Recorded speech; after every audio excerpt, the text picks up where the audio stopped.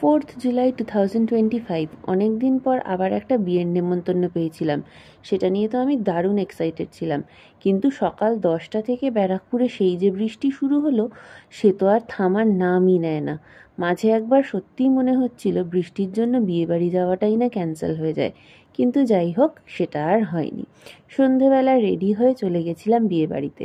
বৃষ্টির জন্য বিয়েবাড়ির ডেকোরেশন সব কিছুই কিন্তু বেশ অনেকটা লেট হয়ে গেছিলো, তাই আমি 7:30টার সময়ও গিয়ে পৌঁছে দেখি তখনও ডেকোরেশন সব কিছু কমপ্লিট হয়নি, খাওয়া দাওয়াও শুরু হয়নি।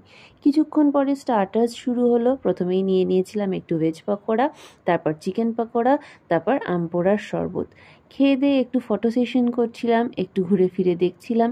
তারপরেই ঘড়ির দিকে চোখ পড়লো, দেখলাম না অনেকটা রাত হয়ে গেছে, 8:30 বাজে, এবার ডিনার করতে বসতে হবে। বসে পড়লাম খেতে। প্রথমেই দিয়ে দিল প্লেট আর জল, তারপরেই পাতে পড়লো গরম গরম ফিশ ফ্রাই, তার সাথে স্যালাড। ফার্স্ট ব্যাচে বসে খেয়েছি, বৃষ্টির মধ্যে গরম গরম ফিশ ফ্রাই, আহ, মন প্রাণ পেট সব একদম ভরে গেল।